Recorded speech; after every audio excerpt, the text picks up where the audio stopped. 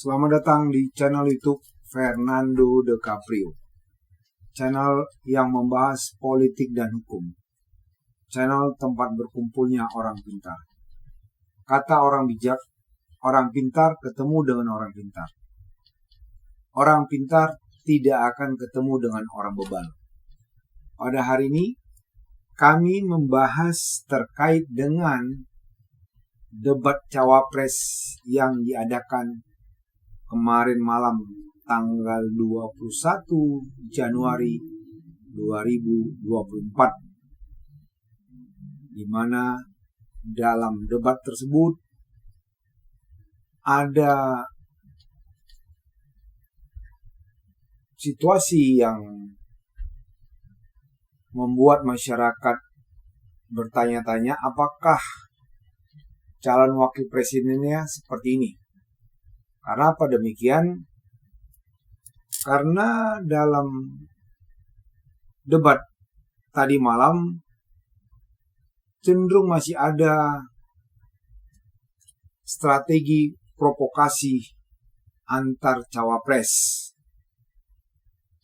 yang mana pada segmen awal ketiga cawapres masih fokus pada substansi debat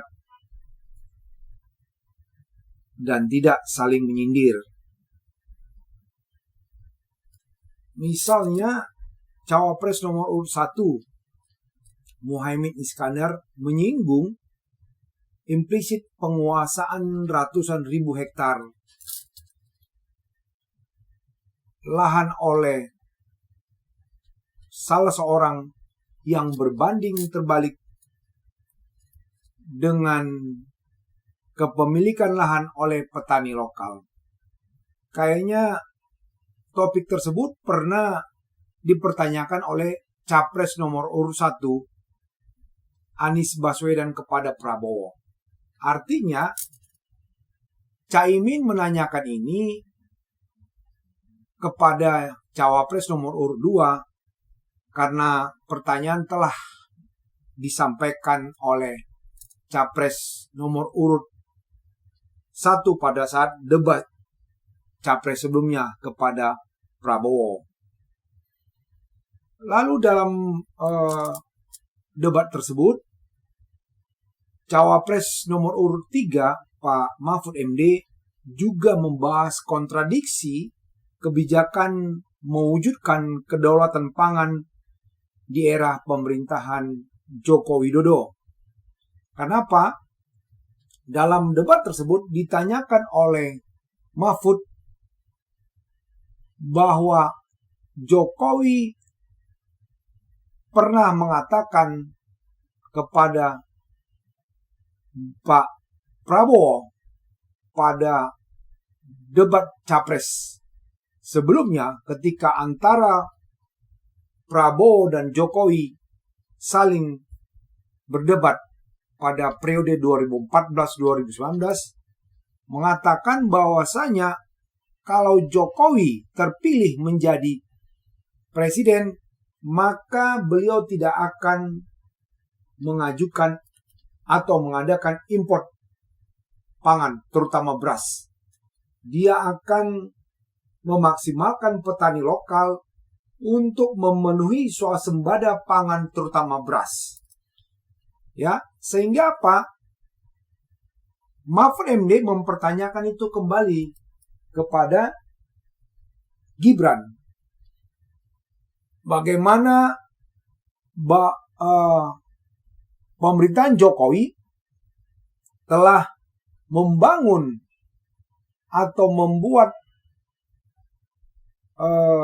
program food estate yang mana ternyata program tersebut telah merusak lingkungan dan gagal.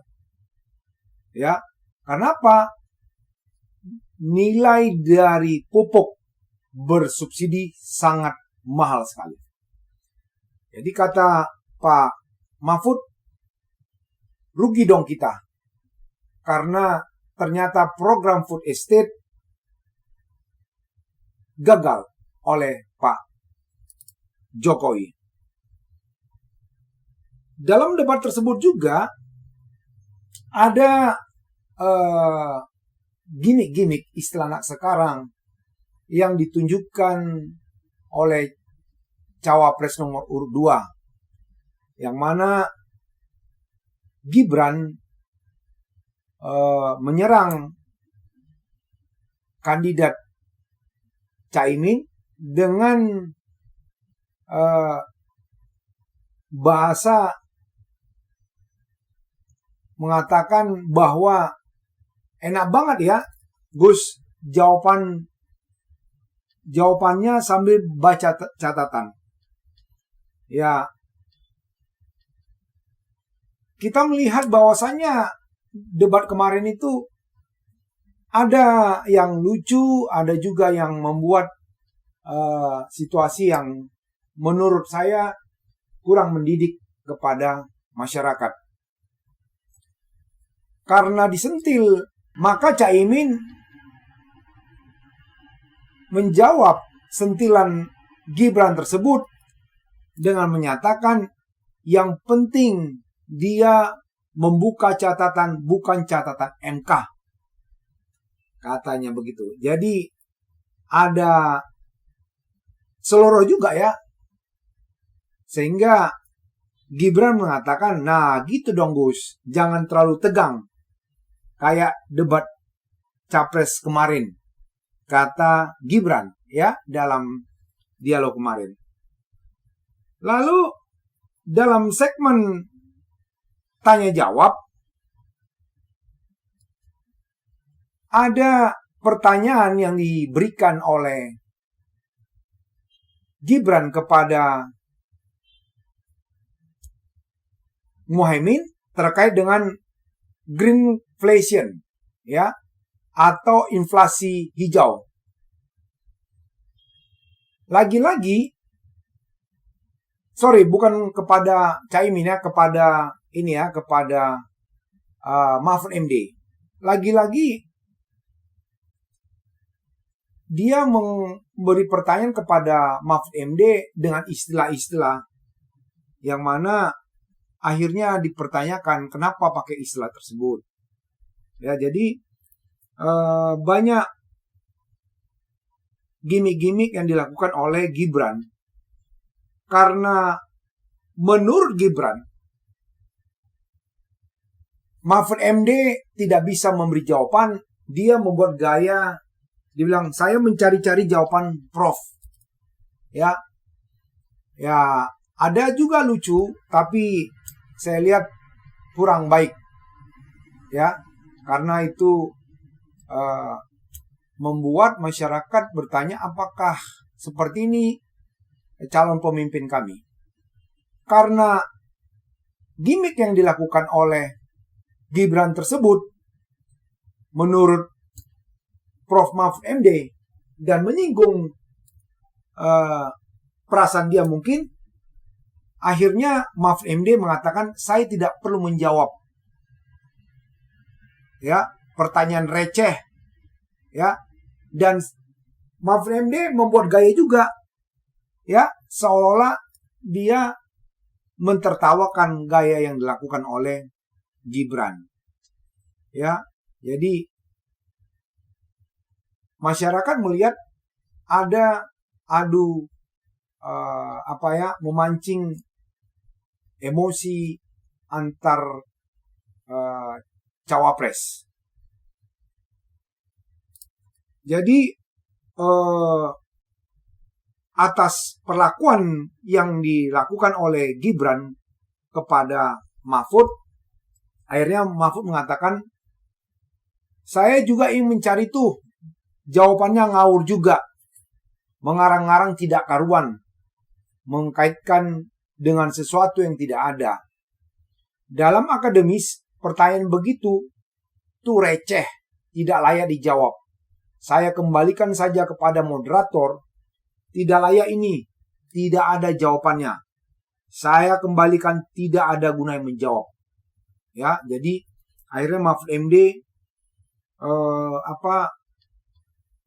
merasa mungkin apakah dipermainkan atau gimana, ya Mahfud MD pun menjawab dengan tegas bahwasanya dia tidak perlu menjawab pertanyaan receh yang diberikan oleh Gibran. Sementara itu, Gibran juga sempat melontarkan pertanyaan terkait LFP kepada Cawapres nomor urut 1 Muhaimin Iskandar atau Caimin. Gibran mengatakan begini, paslon nomor urut 1 dan tim sesnya sering gaungkan LFP, lithium ferrofosfat.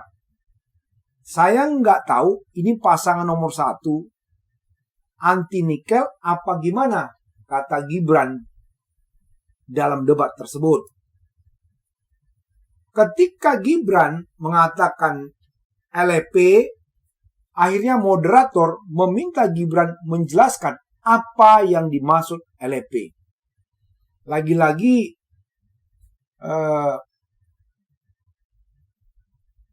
Gibran sudah 2 kali melakukan hal yang sama, membuat istilah-istilah singkatan-singkatan.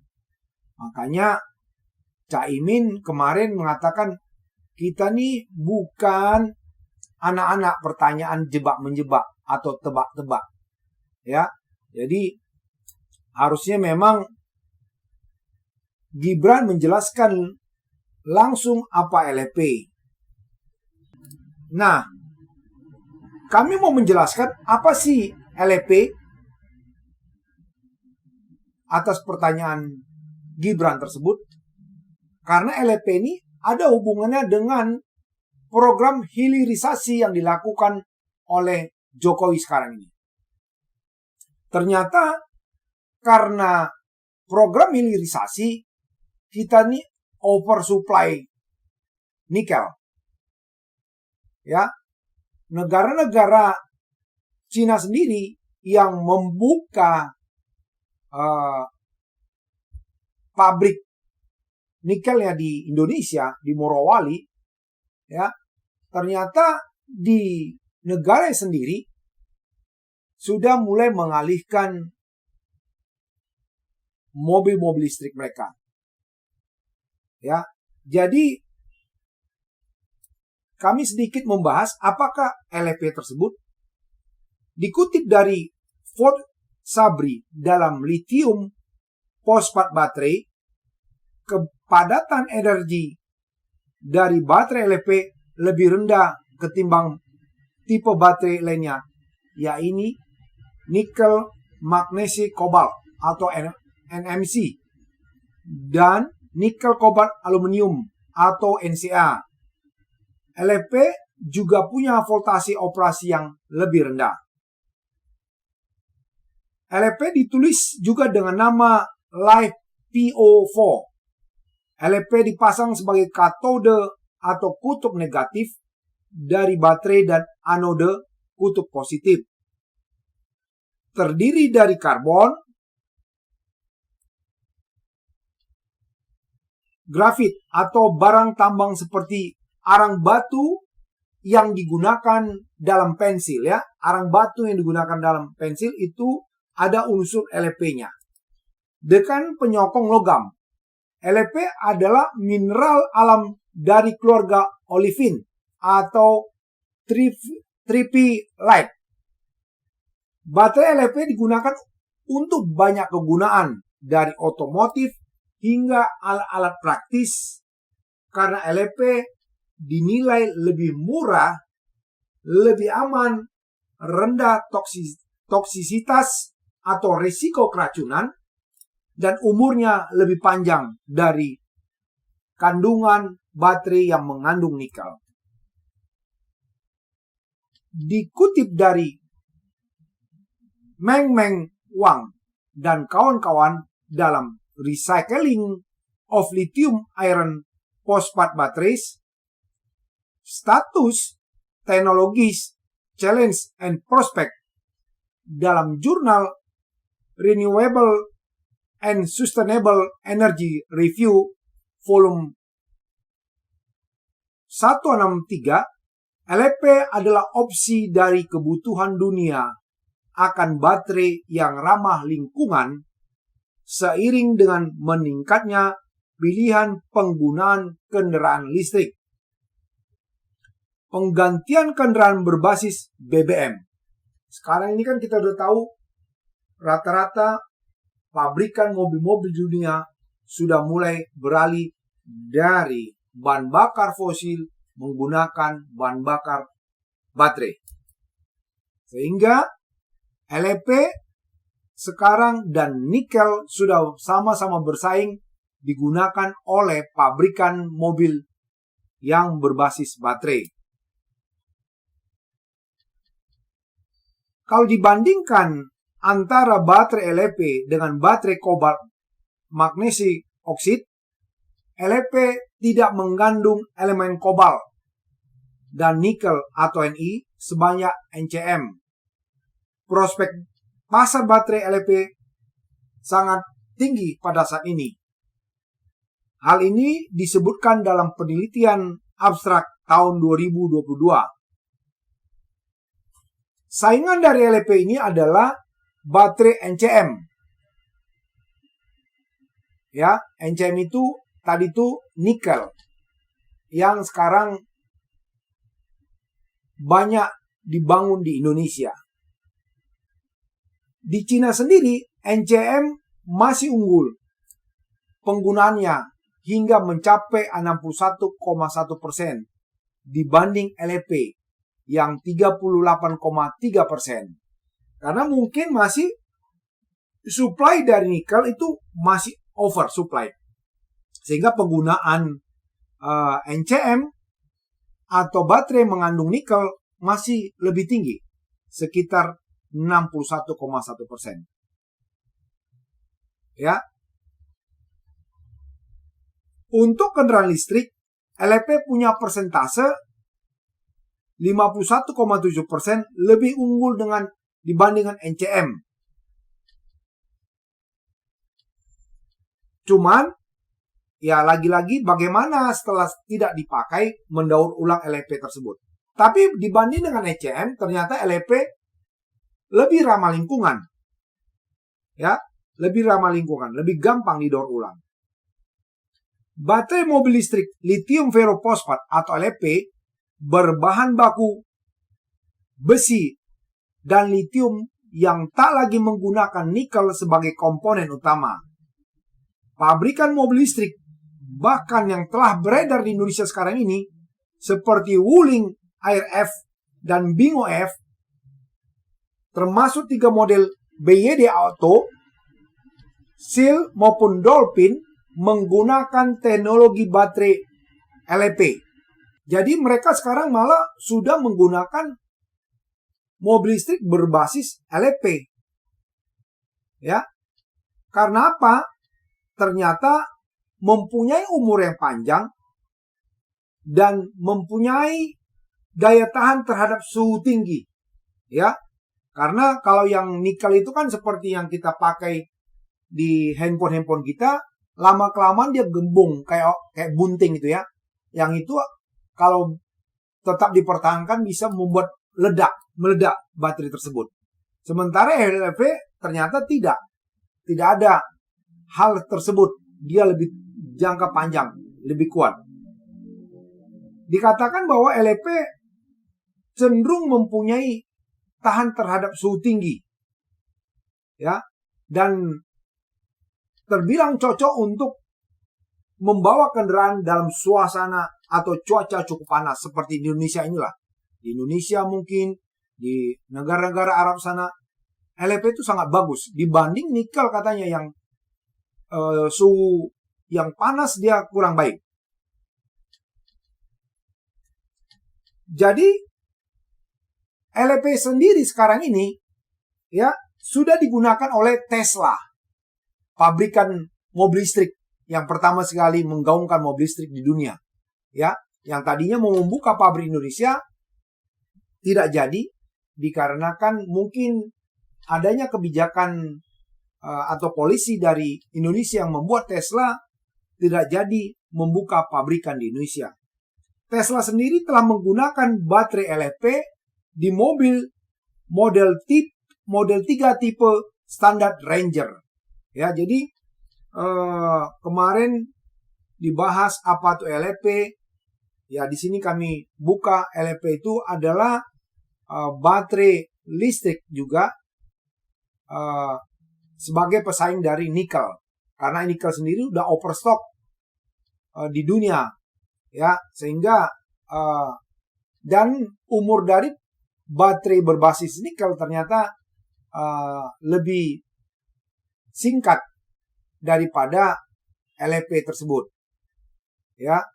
Jadi negara-negara maju sudah banyak beralih dari nikel ke LFP. Walaupun yang di Indonesia ini seperti ini ya, mungkin Toyota ya, mereka masih menggunakan nikel.